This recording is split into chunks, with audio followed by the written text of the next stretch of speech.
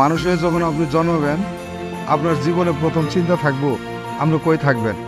খাওয়া পড়ার চিন্তার আগে আপনার ভাবতে হবে আমরা থাউনের জায়গাটা ঠিক আছে কিনা, একটা ভালো টয়লেট আছে কিনা। আমি হাবিব, ছোটবেলা থেকে এই গ্রামে বড় হয়েছি। আমাকে এলাকাটা বন্যা কবল এলাকা। বন্যা আসলে আমাকে এই এলাকার সবারই কষ্টের দিন কাটানো লাগতো।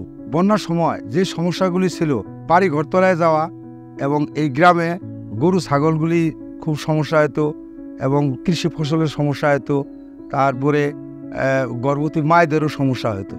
কিন্তু এর মধ্যে সবচেয়ে বড় সমস্যা হলো টয়লেটের সমস্যা। একটু চিন্তা করে দেখেন, বাড়ির মায়া মানুষেরা অপেক্ষা করছে কোন সন্ধ্যা হবো, একটু আন্ধার হইব, আন্ধার হলেই তারা টয়লেটে যাবে। কথাটা গণমতো লাগতে পারে।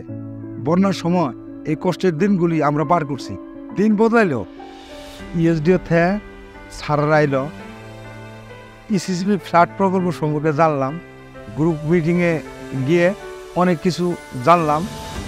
এই যে আমরা যে কমিউনিটি কনসাল্টিং মিটিংয়ে আসছি, এই মিটিংয়ে আপনাদের সকলের হচ্ছে যে যে জায়গাগুলো আছে যেগুলোতে পানি ওঠে, এটার উপর আমরা একটা জরিপ করে আমরা মাটি কাটার ব্যবস্থা করে।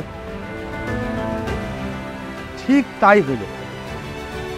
এই প্রকল্প থেকে মাটি ভরাট করে দিল, বাড়ি ঘর উঁচু হইল।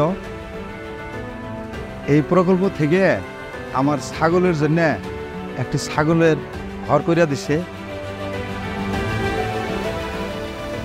পরিষ্কার পানি পান করার জন্য একবার পাকা কইরা একটা টিউবওয়েল কইরা দিছে।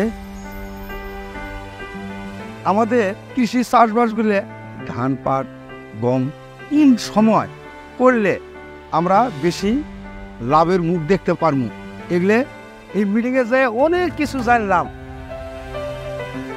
তবে আমার মতো যার একটা ঘরে বিবাহযোগ্য মায়া আছে, তার জন্য যে জিনিসটার দরকার টয়লেট, সেই জিনিসটাও পাইছি এই প্রকল্প থেকে।